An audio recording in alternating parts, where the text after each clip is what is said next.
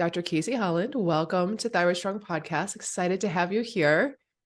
Thank you so much for having me, Dr. Emily. I am honored to be here and looking forward to talking with you. Yeah. So you are known as like the woman who talks about Epstein-Barr virus. Would you say that? Somehow, Amongst other things. somehow that really did just kind of happen. It Yeah. wasn't in the plan, but yeah, somehow it has become where I have acquired that. A niche. Yeah. For people who don't know what Epstein-Barr virus is, can you share what it is? Yeah. Epstein-Barr virus is a really common virus. So you might have heard of mono or mononucleosis. That's usually what people think of when they think of EBV. And it's really common because it's from the herpes family of viruses. And so those guys are everywhere.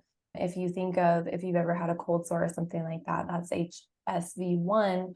And so it's the same family of viruses, and they are considered opportunistic infections. So typically you're going to get it once, and then your body should be able to recognize it and handle it unless you had a big stressful event. But as we'll talk about, that's not always the case. But really, it's a very common virus. Greater than 95% of us come into contact with it or are infected in it. But I would think mono, if you haven't heard of it before, that's usually what jogs people's memory as to what it is. Yeah. And then why is it important for women with Hashimoto's? Because that's the listeners of this podcast, is women with Hashimoto's trying to heal their body. Why is it important for them to know Epstein-Barr virus? Yeah. So the research has been there for actually quite a while about how Epstein-Barr virus can be correlated. It's always tricky with research, right? It's like, is this correlated and just a coincidence, or is it actually causative? But we do have research showing that Epstein-Barr virus can be a contributor to Hashimoto's, especially. I would say that, so it's also been shown to increase the risk of other autoimmune conditions as well. But I would say that with Hashimoto's, when somebody presents to me that way, it's really rare that I don't see them having Epstein-Barr virus burden or something going on like that. It's very common. And if you have Hashimoto's, even if you haven't had an EBV test done or something like that, it's just really likely that it's tough to say which is causing which sometimes, but it's something that you want to know because of the research that shows how it increases inflammatory pathways and can contribute to autoimmune conditions, especially Hashimoto's. Yeah. If someone was curious to get a test, how would they test for Epstein-Barr? It's a really basic blood draw. You don't have to go and have an expensive functional medicine lab done or anything like that. The tricky part is that we need different markers. There's more than one test because we need to look at how your immune system is responding to the virus. And that's where it gets a little bit controversial because in conventional medicine, it's getting better now, especially since COVID and all the attention of, hey, like long haulers can be this sequelae of EBV. But in the past, like for example, when I was in medical school, I thought that I had EBV reactivated. And I was like, please test me. And they did a monospot, which a monospot means that they're only looking at your antibodies, your IgM levels. And your IgM is that first response. So the first time that you're exposed to a virus. But if you've already been exposed, usually that's not positive again. Sometimes it is in reactivations and what we're seeing now in more chronic pictures, but usually it's not. So if they only test that and they say, oh, it's negative, you're fine, they're completely missing the bigger picture. So we also need to look at viral capsid antigen IgG. So that shows up, it looks like a foreign language when you look at the labs because it's like EBV, VCA, IgG, and you're like, what do those letters mean? So we need that. We also want to look at the nuclear antigen. So there's different pieces of the virus that we're checking because sometimes our immune system is still responding to one piece stronger than the other. So EBV nuclear antigen IgG. And then there is an actual early antigen. And sometimes it says EBV early antigen, sometimes it says EBV EA-D, and that's also an IgG. So we want to see all of those with the IgM And then it gets even more muddy when you talk about, okay, what does this mean? If this one's negative, this one's positive, what's going on? A really easy baseline thing is just like, if the IgG with the early antigen is positive, that's a very clear sign of you either just had it and or you reactivated.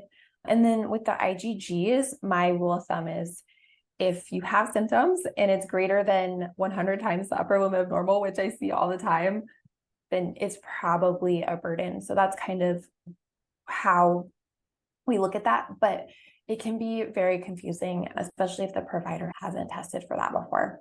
Yeah. So 95% of people have been exposed. Some people get sick, some people don't. Some people get like reactivations, right? Because it's a virus. So it's always going to be in your body once you're exposed, and it will lay dormant. What is the difference between the patients that you've seen where there's a reactivation and they're really struggling versus the rest of the population who's fine? Yeah, I think I break it up into kind of two categories of if somebody actually just has acute mono versus this chronic type picture, because the symptoms are different. So with mono, it's you have maybe a sore throat. Sometimes you can have a rash, low grade fever, a headache, a lot of malaise, swollen lymph nodes. In more severe cases, you might have tenderness around your spleen. Your doctor might tell you to avoid too much exertion or contact sports that's happening. And that is supposed to resolve in, we would say, a month. A lot of people, though, it's been 3, 4, 5 months and they're still not better. In the chronic picture where it's like, you don't ever remember having mono. Like I have people and they're like, I never had mono. And I'm like, well, you probably did. You either just responded really well, weren't really that sick, or you just thought it was the flu, because it can be like that if it's really mild, especially if at that point in time your body was handling it well. And then we're in this reactivation period. And usually, what are the symptoms not? Because one thing that I see happen is we have these patients with mystery symptoms, and you guys are looking for answers of like, hey, why is this happening? So you finally get an EBV test and it's positive, and then it's natural to be like, okay, this must be causing all these symptoms. So that happens a lot, and it's really confusing, and I completely understand. But really the symptoms that I see more with EBV, and granted, it can contribute to a lot of different things. So I'm not saying this is all encompassing, but usually you have malaise and a more severe fatigue where it's like the thought of going outside and walking is like, and maybe it's not quite that severe, but for a lot of people it is, especially in the higher bouts. And that might go like this, where sometimes you're not feeling quite that bad, but then all of a sudden it feels that way. Some people that do continue to exercise will have post-exertional malaise syndrome, which is a valid thing. Your mitochondria aren't recovering, and you pretty much just feel like you have the flu after you do a 20-minute jog. And so some of this is very cyclical. I see it be patterns. You might have a headache. You might not be sleeping well. I also see mood changes where you feel more depressed or more anxious. It can present with digestive symptoms sometimes. We do see correlations with SIBO and other things. So it's possible that you have digestive symptoms, joint pain, and then kind of the same symptoms that you have with Hashimoto's. Like it's very similar, especially because a lot of times we have that going on as well. Some people also say they feel buzzy or they have ringing in their ear, tinnitus. Brain fog is another thing where it's just like you can't focus, you can't think. So really variable with symptoms. And in women, especially with Hashimoto's, is I see it correlate to their cycle a lot. So a lot of times, like PMS is not like, oh, I just feel emotional. And even obviously we want to optimize and not have that be normal. But I will have patients where 1 week before their menses, it is like they have the flu, they need to stay home, and they aren't functioning. And there's a whole other reason for that too. But that's kind of the symptoms that we get that don't line up with when you just look at mono. Yeah. I mean, do you find that people who, like maybe someone that you've worked with who's reactivated multiple times and maybe reactivated easily, that they have like you were saying, like digestive issues or leaky gut symptoms, or maybe just like their immune system suppressed? Have you seen like any sort of correlative things for someone who is like, man, I keep really struggling with this? Mhm. Yeah. So the longer that I deal with Epstein-Barr virus, and also the way that I've watched things happen over the last, well, it's going on 3 years now since the pandemic and everything, is I almost see Epstein-Barr virus as a symptom more Mm, than this root cause thing. Because yeah. if you have EBV reactivated, the first thing that I do is say, okay, we need to figure out why. And the real thing that happens is oxidative stress, which is another way of saying, so when we're exposed to things, just regular daily life, toxins, stress, whatever, our body creates reactive oxygenation species. There's DNA methylation happening, patterns happening where our body's trying to repair cellular damage, and we have to clean that up. So we need antioxidants to do that. And our body does that every day. It's the same thing as like what happens with regular aging every day. But if our body can't start to do that, we call it oxidative stress, where that mess is piling up and we don't have enough antioxidants to clean it up. Oxidative stress is shown with EBV reactivation to be a trigger where it turns on patterns and proteins that say, hey, it's a good time for EBV to replicate. So that piece right there, anytime EBV is reactivated, I go, okay, we have to figure out what's doing that. Well, it could be oxidative stress. It could be an emotional event that happened that you haven't fully recovered from, and that's also causing oxidative stress. That emotional stuff, we always, like, we know it's bad, but it really does change our biochemistry. And it could be that you're living in a moldy building or being exposed to mold. Mold causes all types of oxidative stress, but then guess what else it does? It causes your B cells to forget that they have seen viruses. Mm, So how can you put that virus away if that's happening? So mold is like a big, big thing. If somebody's not getting better, I always check for mold. yeah. And leaky gut, yes. If your gastrointestinal tract is impaired and the immune function is impaired there, I see a lot of biofilms. There's a really interesting study that looked at candida and in biofilms, and it was housing, basically it was hiding like herpes family. They were checking, I think it was HSV 1 or 2. And they even gave antivirals, and they saw that when the candida was there, that the virus wasn't able to be eradicated. So if you have candida in your gut, I think that if it can do that with other herpes-feeling viruses, it probably does it with EBV. So lots of different things going on in the body. The other thing is I've recently seen more patients that have been floxed or had fluoroquinolone toxicity. So they come to me because they're like, hey, I have EBV positive, but then I get some tests back and look at their mitochondria, and I'm like, why are your mitochondria literally not working? And I start asking more questions, and like, what's your history of antibiotic use? And I'll say, like, have you ever been on this one? They go, oh, is that Cipro? I'm like, yes. And it's this thing that happened 10, 15 years ago. For those of you, I'm not sure if you've heard of fluoroquinolones or not, but fluoroquinolone toxicity is a real problem. It's considered more rare, but we're trying to use those antibiotics less and less because they can really damage your mitochondria. I've had patients in wheelchairs from it. So sometimes that's what's happened. But if you just get tested for EBV and a doctor doesn't really talk through what's going on, you'll never get your mitochondria healed, and you'll never be able to overcome that infection. And if you can't overcome that infection or have your mitochondria healed, then you're probably also going to still have that Hashimoto's diagnosis and antibodies and all of that. So it really is, it gets bigger and bigger. Yeah. And yeah. Yeah. So you're saying like repetitive Cipro use, like Cipro antibiotic use, is that? It can happen with just one dose. Yeah. Oh, Mm-hmm. man, I was a child of a pharmacist, so I took a lot of Cipro. Like I had a cough, my mom would be like, here. That's so interesting. I was curious, like sometimes when people do a functional stool test, like let's say a GI map, the Epstein-Barr virus marker is on that stool test. And I'm curious, do you know if the efficacy, or because it's very different than getting a lab draw with like multiple different kinds of markers of IgG and IgM. What are your thoughts on having that picked up on a stool test? I never use that as gauging whether or not you have EBV. If it is positive, then I might spend more time on your gastrointestinal tract. But if it's negative, it really doesn't rule anything out for me because I have so many labs where it's positive in the blood and then negative in the stool. So as far as replacing like a blood panel, I don't replace it with that. But if we're doing a stool test and then we see it popping up there, and then you also have candida, then I would be more likely to treat for biofilms and things like that. Yeah.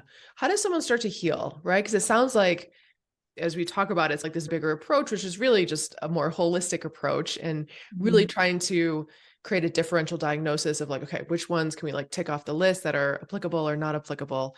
Well, like, where do you start with your clients and your patients who are on this journey of healing, especially from this? And I know you're saying it's a symptom and it's probably part of a bigger picture. Like, I'm assuming people don't just come and they like only have Epstein-Barr virus and symptoms of that, because a lot of the symptoms, as you said, overlap. So I was just curious, like, where do people start to heal? Yeah, I think that honestly, I don't think I've ever had somebody that just had Epstein-Barr virus. Yeah. Like, I really don't. And I never say never in medicine. So it could happen, but I really haven't seen that. And there are, I mean, of course, there's some things, there are some strains of Epstein-Barr virus that actually infect different cells and are more correlated to cancer, but that's like a very small subset of people. And it's actually more common in specific geological populations. So that's kind of not what we're talking about when we talk about this. We're talking about like the common thing of this immune situation where we have an opportunistic infection that should be able to be cleared and the body doesn't. And I think that it really is being called complex chronic illness in the present because we're recognizing that this whole find the root cause, it's like, well, there's not one root cause. There's all of this. So I always start with foundations. And I keep saying this, the little things are the big things. And I know that I feel awful. Don't tell me that rest and drink water is going to make me better. But if you are not hydrated, your cells cannot release toxins. Vitamin C is a water-soluble vitamin. Your mitochondria, your cells process in fluid. So if you are not hydrated or if you are getting water and you don't realize that you have toxins in your water, you're constantly aggravating things. So those things have to all be together. So water, I really tell everybody to check their water on the EWG.org tap water database these days. And then from there, they will show you what's in there and they will also show you like what level of filtration you need. If you need an activated charcoal or you need a reverse osmosis, which is really helpful.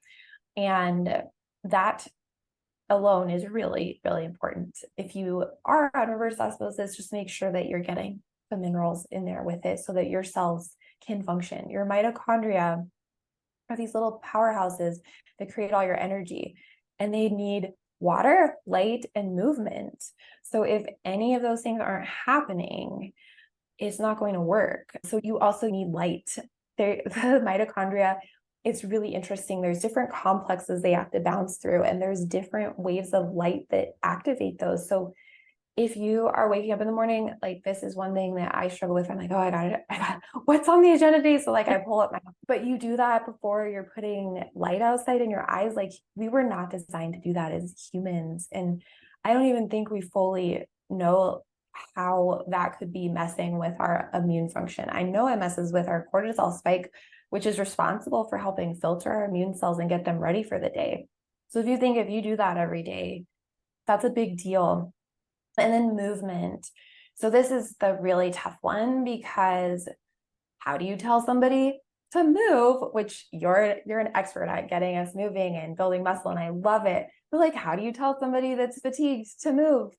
And when they're like exhausted, right? You're like, well, yeah. And I used to be like, oh, well, just start with some yoga or something. And I still say that, but also if you have the post-exertional malaise or you do have fluoroquinolone toxicity, Like you really do need to work with a provider to be safe and not cause more damage, because there are limitations there. But whatever you can do. In some of my post-COVID patients, it's like, okay, what are you doing to move? Well, I get up and go to the bathroom and I go back to bed. Okay, well, 3 more times per day, you're going to get up and walk to the bathroom, walk back. The next week, you're going to walk outside of the mailbox and walk back. And we keep scaling like that. And so if you're at that level of fatigue, sometimes it's awful and it takes that slow. But mitochondria, they need to be stimulated by movement and muscles working. If they don't, they go away. They're like, we're not needed here. We go away.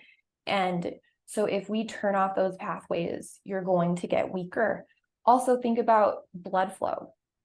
You need your immune cells to get around, get moving. If you're sedentary all the time, especially with EBV, how are your immune cells going to get there? How is your lymph going to move? Your lymph only works if you're moving. It has to have your muscles contracting. If you are somebody that you're dealing with this and you don't feel 100%, but you can exercise, then what Dr. Emily is doing with the strength training and resistance training is the best. Muscle is medicine, and that will protect you.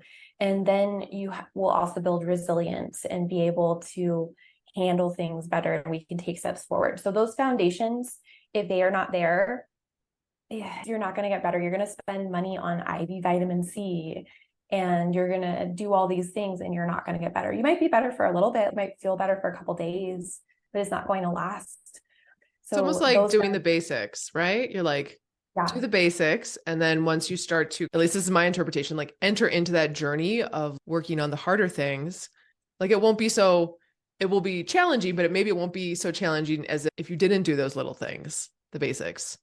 Yeah. Well, and therapies sometimes don't work. And they literally do not work, because if your cells are in a cell danger response, it's like pouring water into a colander. It just goes through. And then if you have these basics, all of a sudden they work better. So again, when we're talking about like finances for supplements, for therapies, do the basics so that you actually have things working. Yeah. In terms of hierarchy of your treatment, where does Epstein-Barr fall in that hierarchy? Like I've heard some doctors talk about, we'll treat Lyme first and parasites, then we'll do mold, like funguses, then we'll work on viruses, like a order of operations kind of thing. And obviously bio-individual for each patient, but I'm curious, when you're working with someone, like obviously you're working on like getting the foundation, right? The foundational health, like you talked about, but where does Epstein-Barr kind of fall in like a order of treatment, if you have one? Yeah, that's a really good question. And it is tricky because even though I say Epstein-Barr virus, I almost follow it like a symptom. Yeah. It's something that I definitely address immediately because of the way that it turns on pathways. So it impacts cellular pathways that cause autoimmune conditions, that cause cancer. The research with multiple sclerosis recently is really interesting because it shows an actual direct, like we never before had an idea of mechanism of action. And now it really is showing that, hey, if you have this virus, this pathway is more likely to happen that leads to multiple sclerosis. So if EBV is there, I definitely am addressing it. How I'm addressing it is where we have the debate. And then what else is going on? So if we also have Lyme, if we also have mold, I might be addressing the mold more specifically at first, which usually is figuring out if you're still exposed and if you are remediating it properly or relocating, however that is, because I know that EBV is only going to escalate. So I might not start off with a lot of antivirals or something if I know that somebody's in mold, or I know that they also have Lyme going on that we need to get under control, because that also will just cause EBV to stay active. So I might have them on more like IV vitamin C and antioxidants, curcumin to counteract the pathways. I have a really good antioxidant list where I'm like, this affects this pathway. So I like it to make sense of what happens with this virus and biochemistry and be acting in a preventative measure as well. But I don't think that you can say, sometimes somebody could be in mold, so maybe it's really low levels and they have a raging parasite infection. Well, then obviously we're going to treat the parasites too. We're not going to say, oh, only do mold first. So usually I'm addressing everything. It just depends. I might be addressing one thing more aggressively. We really have to decide, okay, what is the biggest obstacle right here? Like, what is the fire that we need to put out? And sometimes we're going, this fire, this fire, this fire, and back to this one. And Yeah. that's just how it is. And that, again, is the nature of this now complex illness picture that we have, where doctors are feeling very overwhelmed because we are doing so much at once and we're not just treating one thing. Yeah. Yeah. I think patients, myself included, assumed if you treat one thing and you eradicate it, tick off the list, you're done. And it's really more of what you said of like, sometimes it's putting out multiple fires and going back to an old fire that's rekindled and putting that out. Yeah. For women who are really fatigued with Hashimoto's, I know there's different kinds of approaches, but I know before we hit record, you were talking about this, the mitochondrial conference. What comes to mind, or was there anything new that came out of that conference around energy, autoimmune conditions? Yeah, I think that we're starting to talk more and more about this cell danger response. And I mean, I've learned this from other providers. This definitely wasn't like my own thought process. But cell danger responses kept coming up the last couple of years.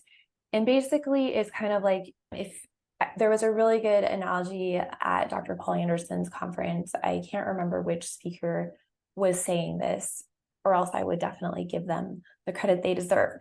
But basically, they were talking about when you have an open wound. So first, it's red and you're trying to repair, you have some inflammation to clear out any infections, and then it starts to heal and the tissue starts to repair. Well, what if you get stuck in the wound phase? Or what if you get stuck in the scar phase? And that's kind of what's happening in our immune system, where like we're mounting an immune response. And so some people are in like a hyperactive immune response where they might be having symptoms of mast cell, more food sensitivities, at like high histamine overreactive state. And some people are stuck in the stage where like when you have the flu and you feel malaise, they're stuck there. So how do we help people kickstart this? And the mitochondria, like they actually will start not really working, and they might need their cellular membranes repaired or things like that. So with Hashimoto's, it's like you could be doing all the right things. Like you could be taking things to support your basic nutrients. You could be working on your antibodies, you could be eating clean and all this. But if there's some type of toxin or something that happened 10 years ago that could still be affecting your mitochondria, toxins will settle in our tissues, right? And we're just now starting to see, okay, maybe that urine test is negative, but if we look at the mitochondria level, they haven't healed yet. And there's different ways to go about that. A lot of antioxidant support, a lot of just giving them the food they need, like your B vitamins, carnitine, things like that. And then there's also things that can help repair their cellular membranes, phosphatidylcholines, really good omegas, healthy fats. One of my favorite therapies now is just light. And I think I experienced this, like actually could feel it in my body, because when I lived in Alaska and I got really sick, I was like, it was this need for sunlight. I literally was just like, I have to get sun. I'm not going to get better until I have the sun. I can't even imagine. And when the sun came out, I would go outside and I couldn't lift very much weight, but I could just feel when the sun would touch my skin that I was detoxing differently, which there's a whole thing on that of how when the sunlight actually touches your skin, different detox pathways that are turned on, and I could build muscle again. So light is like this real thing. We have red light therapy devices. I use a transcranial photobiomodulation helmet for people. Light can be so healing to mitochondria, but I really feel like a lot of the time we don't realize how much stress our mitochondria are under just from what's in a lot of people's drinking water, in our food, seed oils in our food, the daily stress of, oh, I just got a text message, like I need to look at this, I need to respond. We're in this constant state that really isn't meant to help our body thrive. So spending some time on that can then make it so that all of a sudden, whatever you're taking for you might be on medications. Maybe you're on medications and your goal is to get off of medications. There's nothing wrong with being on medications when you have really low T3, because your body needs that to heal too.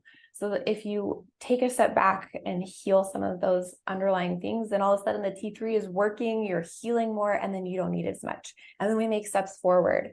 But yeah, I would say that's a big missing piece in a lot of, and I'm talking about myself too, where I'm like, okay, I was trying to do all this big stuff, but the little cells are stuck. Yeah, totally. You mentioned earlier some antivirals that you use. Can you share with the listeners, if they're kind of curious, like, oh, what would be some things that would be in terms of treatment of kind of taking steps towards healing in terms of antivirals? Yeah, it's interesting because there are a ton of botanical medicine and herbal remedies out there that are antiviral. And I've seen people do a lot of them. And in my patient population, when I'm dealing with people that are really sick, sometimes it can help a little bit, but it's not the fixer. But Lomation, lemon balm, those are great. Licorice root is great, and olive. So sometimes I will have a supportive tincture or something on board that is constantly supporting. I also really like the herb astragalus because it's not too stimulating and it's not really stimulating an immune response. It helps build more your white blood cell count, your natural killer cells. So a lot of times, if we're truly in a immune suppressed state, that can be nice. And it's very modulating. So it's also going to support your adrenal glands and not kind of get you excited or spike your cortisol, but just build this resilience. So those are kind of like the baseline things that are antiviral. Then it's really interesting. We don't have as much research as I would love to have on this, but there are antioxidants that have antiviral properties, like curcumin, N-acetylcysteine, glutathione. They have some properties that turn off certain proteins of this viral replication. But the tricky part is I don't have a study that says we need this amount to do it. So then we're kind of like, a lot of times I am layering those into the treatment plan because I know that they're also going to combat those inflammatory pathways that could lead to Hashimoto's or other autoimmune conditions or cancers. So those are usually in there. And then I do have people that it's like there was an acute thing that happened. They don't really have mold or toxins or whatever. There was a life stressor. They're sick. They're having trouble kicking this virus. Valacyclovir comes in handy and they feel better. It's not like that with everybody. Some people do valacyclovir and we haven't done the work beforehand, like we just talked about with the mitochondria, and they feel worse because now they're trying to clear out this gunk and they just feel worse. So where you're at and what your overall vitality, your inner health, your ability to fight illness and what your health has been like for the past 20 years is going to help me decide what we need to do. I really like IV vitamin C. What's needed is higher doses because it actually becomes an oxidative therapy, not just antioxidant. And that is nice because then we're also, it's kind of confusing, but you're also acting as an antioxidant. Yeah. What would be a higher dose for vitamin C, IV vitamin C? Above 25 grams is considered high dose. And so there's a lot of IV therapy bars popping up. And a lot of times you just go in for your drip. You don't really have an appointment with a doctor. These are usually using like 10 grams. If you are actually doing it for EBV at that therapeutic dose, you would have had some blood work done to make sure that your liver and kidneys and everything are okay with that dose. And that starts at 25 grams, but it can go up. Yeah. It's used for cancer a lot too. I have seen ozone be used and some people respond really well. Again, it depends what your health is like, because sometimes that oxidative therapy can be too much and you can feel really awful as well. So we have a ton of antiviral tools, like a lot. Yeah. Can you share maybe like one of your patients or someone who comes to mind that's like, who really turned it around, like was really struggling, but now is like a totally functioning human being now? Yes.